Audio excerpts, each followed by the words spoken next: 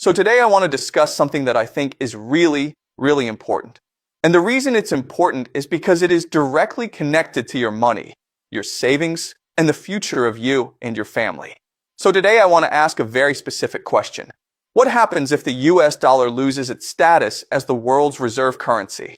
What actually happens when the world stops using the dollar?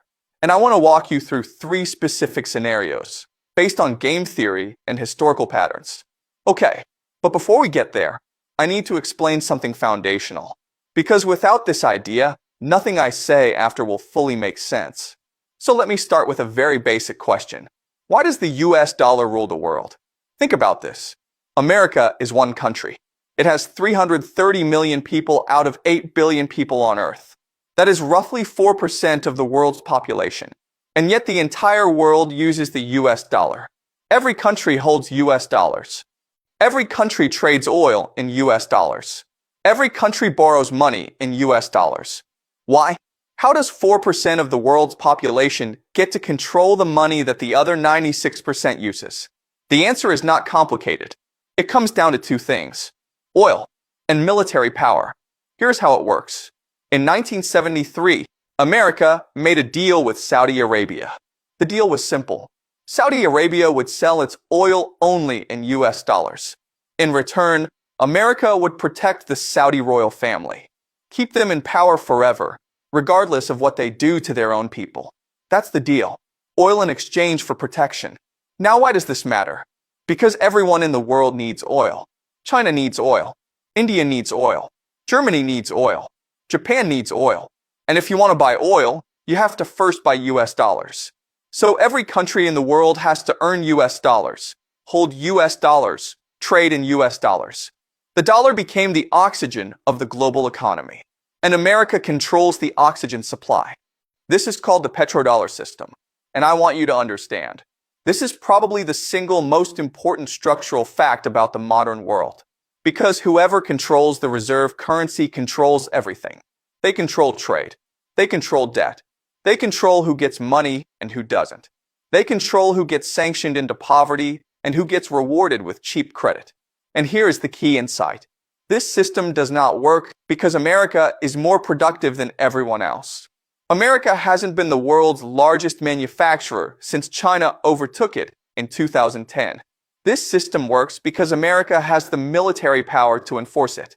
The US Navy patrols the world's oceans and controls the choke points: the Strait of Hormuz, the Strait of Malacca, the Strait of Gibraltar. If you want your oil tanker to pass safely, you need America's goodwill. And to have America's goodwill, you need to trade in dollars. So the petrodollar is not just a financial arrangement. It is a military arrangement. It is a geopolitical arrangement. It is the architecture of American global power. And the Iran war, which I have discussed many times on this channel, is fundamentally a war to defend this architecture. Because if Iran controls the Strait of Hormuz, then Iran controls who gets oil. And if Iran controls who gets oil, then America loses the leverage that makes the petrodollar system work. Okay, so now you understand what the dollar's reserve status actually is. It is not just a financial fact. It is a military fact. It is an empire fact. Now let me ask the real question. What happens if this system breaks? What happens if the dollar loses its reserve status? And to answer that, I want to use game theory. Because game theory is how I approach all of these questions. Game theory is really simple. It just means, look at the different players, look at what they want, look at what they will do to get what they want, and then figure out the most likely outcome. So let's do that. Let's look at the 3 most likely scenarios if the dollar loses its reserve status. Scenario 1. I'm going to call this the soft landing. This is the optimistic scenario. Okay, so in this scenario, what happens is the dollar does not collapse suddenly. It declines gradually over many years. And as it declines, a new system slowly takes its place. This new system is multipolar, meaning that instead of one reserve currency, you have several. Maybe the dollar is still 40% of global reserves. The Chinese yuan is 20%. Gold is 20%. Some new digital currency accounts for the rest. Now is this possible? Yes. Is it likely? Let me explain. The reason I think this scenario is possible is that we have historical precedent for it. Think about what happened to the British pound. Before World War II, the British pound was the world's reserve currency. The entire world traded in pounds, held pounds, borrowed in pounds, just like the dollar today. And after World War II, the pound was replaced by the dollar. But it didn't happen overnight. It took about 30 years. The British pound declined slowly, gradually, over many decades. Could the same thing happen to the dollar? Theoretically, yes. If America manages its decline carefully, if it gradually allows other currencies to take on more of the reserve role, if it negotiates a new system rather than fighting every country that tries to leave the dollar, then yes, you could have a soft landing. But here's the problem, and this is where game theory becomes very important. For the soft landing to happen, America needs to do something that declining empires almost never do. It needs to voluntarily give up power. It needs to say, okay, we understand the world is changing. We're going to manage this transition peacefully. We're going to negotiate a new system. And I want you to think about this like a game. Imagine you're at a poker table. You've been winning for 50 years. You have a huge pile of chips in front of you. And now the other players are getting stronger. They're getting better cards. And you have a choice. You can acknowledge this, agree to smaller pots, keep playing a smaller but still profitable game. Or you can go all in every hand, try to crush everyone, and risk losing everything. What does an empire do? What does America do? If you look at history, if you look at how empires actually behave, they almost never choose the soft landing. They almost always go all in. And that brings us to scenario 2. Scenario 2. I'm going to call this the dollar war. This is where things get really serious. In this scenario, America does not allow the dollar to decline gracefully. America fights. And it fights in the same way it has always fought. Not necessarily with armies invading countries, but with sanctions, financial warfare, trade wars, and yes, sometimes actual military force. And actually, this scenario is already happening. Right now. Today. Think about what America has done over the last 10 years. It has sanctioned Russia. It has sanctioned Iran. It has sanctioned Venezuela. It has sanctioned China's technology companies. It has tried to cut countries off from the SWIFT international payment system. What is SWIFT? SWIFT is essentially the global plumbing of the dollar system. It's how banks around the world send dollars to each other. If you can't use SWIFT, you basically can't participate in the global dollar economy. And here's what's interesting. Every time America uses these tools, it teaches other countries a very powerful lesson. The lesson is, you are not safe. Even if you play by the rules, even if you hold dollars, even if you do business with America, one day America might decide it doesn't like your government, and it will freeze your assets, cut you off from SWIFT, and destroy your economy. Russia found this out in 2022 when America froze $300 billion of Russian foreign exchange reserves. Think about that for a second. $300 billion. Russia had saved that money over many decades. They thought it was safe because it was held in Western banks and Western financial institutions. And one day, America just froze it. Took it. The money was just gone. Now what lesson does every other country learn from this? They learn, we need to hold less dollars. We need to find alternatives. We need to build systems that America cannot control or freeze. And this is the great paradox of dollar war scenario. Every time America uses its financial weapons to punish a country, it makes more countries want to escape the dollar system. America is essentially destroying its own power in the act of using its power. The more aggressively America enforces dollar dominance, the more countries race to find alternatives. And right now, we are seeing this play out in real time.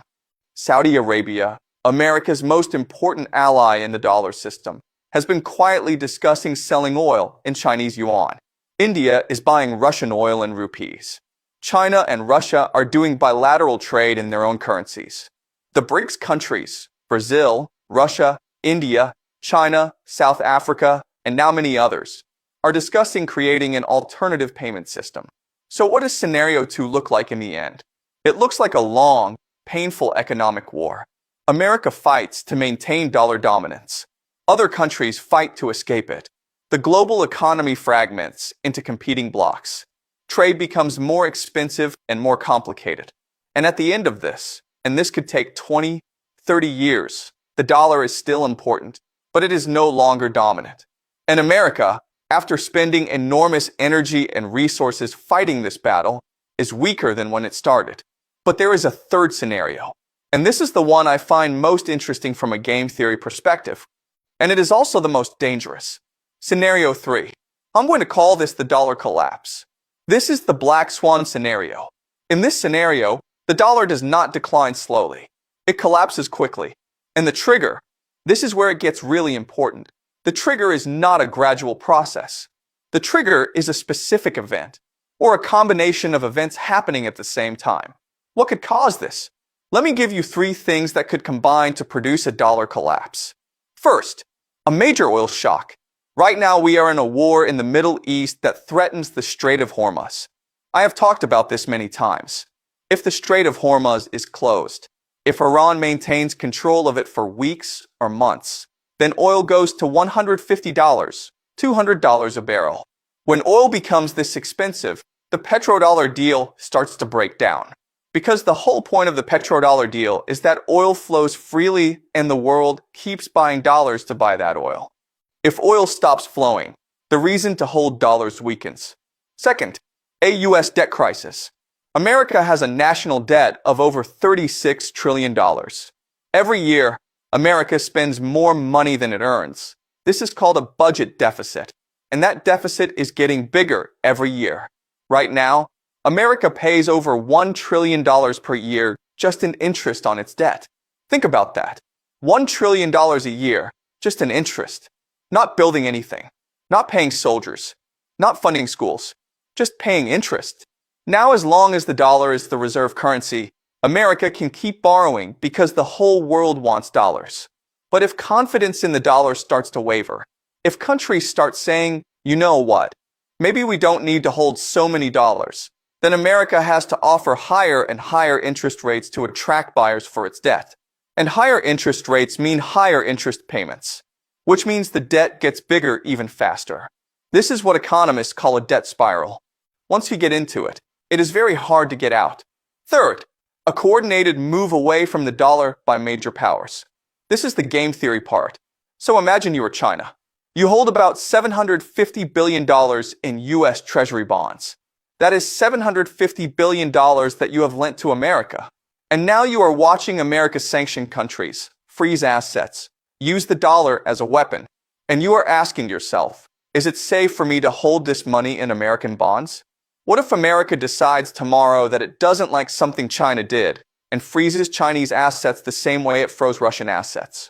What does game theory tell you to do? It tells you to sell your U.S. Treasury bonds before America can freeze them. Get your money out now while you still can. But here's the problem with this. If China starts selling U.S. Treasury bonds quickly, if China dumps its holdings, that creates panic. Other countries see China selling and they start selling too. Japan sells. Saudi Arabia sells. The price of U.S. Treasury bonds collapses. Interest rates shoot up. And suddenly America is in a debt crisis. Now here is the key game theory insight. Neither China, nor Japan, nor Saudi Arabia actually wants this to happen, because they all hold lots of dollars and U.S. Treasury bonds. If the dollar collapses, they lose a lot of money too. This is what keeps the system stable. Everyone is afraid to be the first to move, because moving first causes the crash that hurts everyone. But here is when that changes. It changes when people decide that the cost of staying in the dollar system is higher than the cost of the crash. When America freezes your assets, like Russia's, you are already losing. So you have nothing left to lose by moving first. And if enough countries reach that conclusion at the same time, you get the coordination that causes the collapse. So these 3 things, an oil shock, a debt spiral, and a coordinated move away from the dollar, if they happen simultaneously or even in sequence within a short period of time, you could see a very rapid loss of dollar reserve status. And what does that look like? It looks like inflation in America shooting up very fast. It looks like American imports becoming much more expensive, because right now America can import things cheaply partly because the whole world accepts dollars. If the world stops accepting dollars, Americans suddenly find that everything they buy from overseas costs 2 or 3 times more. It looks like political chaos, because when people's living standards suddenly drop, They get angry. Very angry. Okay, so now I have described three scenarios: the soft landing, the dollar war, and the dollar collapse. Let me now use game theory to tell you which one I think is most likely. Okay, so in game theory, you don't just think about what is possible. You think about what the incentives are. What do the players actually want? And what will they actually do? Let me apply this framework here. The United States wants to maintain dollar dominance. That is non-negotiable from America's perspective because the moment the dollar loses reserve status, America can no longer run deficits, can no longer fund its military, can no longer maintain its empire. So America will fight very hard to maintain this. China wants to reduce its dependence on the dollar. But China does not want a sudden collapse that destroys the global economy because China's economy depends on exports to the world. If the global economy collapses, China suffers too. Saudi Arabia wants security above everything else. It will stay with whichever system provides the most stability for the Saudi royal family. Russia has already been cut off from the dollar system through sanctions. So Russia actively wants an alternative. Now, when I look at these incentives together, when I run the game theory, here is what I see. The soft landing is unlikely. Not because it's impossible, but because America will not voluntarily give up power. No empire in history has done this gracefully. America is already in what I call the toxic combination of hubris and desperation. It is overconfident in its own power and terrified of losing it at the same time. This combination means it will fight, not negotiate. The dollar collapse is a tail risk, meaning it's possible, it could happen, but it requires a very specific combination of events all happening at the same time. It's like a perfect storm. Any one of those three things alone is not enough. You need all three hitting together. And while that is possible, especially with the current war in the Middle East, it is not the most probable outcome. So what does game theory say is most likely? The middle scenario, the dollar war. A long, grinding, multi-decade struggle over the architecture of the global financial system. America fights to maintain dollar dominance using every tool it has: sanctions, trade wars, military pressure. Other countries gradually build alternatives. The process takes 20 to 30 years. And at the end of it, the dollar is still an important currency, maybe the most important single currency, but it is no longer the currency. The world has moved to a multipolar financial system. And here is the historical precedent for this. Remember the British pound. In 1913, the British pound was the world's reserve currency. By 1944, at the Bretton Woods Conference, America replaced it with the dollar. But the pound didn't disappear. It still exists. Britain still has its own currency. It's just no longer dominant. That is what happens to reserve currencies. They don't die. They just step aside. The question is not whether the dollar will lose its reserve status. Based on the structural forces I have described, I believe this is almost inevitable over the next few decades. The question is only how, slowly or quickly, peacefully or violently. Now let me leave you with one last thought, because I think this is the most important part of today's class. We talked about the three scenarios, but I want to zoom out even further, because all of this, the dollar's reserve status, the petrodollar system, the wars in the Middle East, all of it is connected to a much bigger structural pattern. Here is that pattern. Every empire in history has been built on a financial system that benefits the empire at the expense of everyone else. The British Empire had the Bank of England and the pound sterling. The American Empire has the Federal Reserve and the dollar. And every empire eventually reaches the point where the cost of maintaining that financial system becomes too high, where the military spending required to enforce it exceeds the benefits it generates. And at that point, the empire goes into decline. America is at that point right now. The interest on its debt alone is over $1 trillion a year. The military budget is $900 billion a year. The war in Iran is costing hundreds of billions more.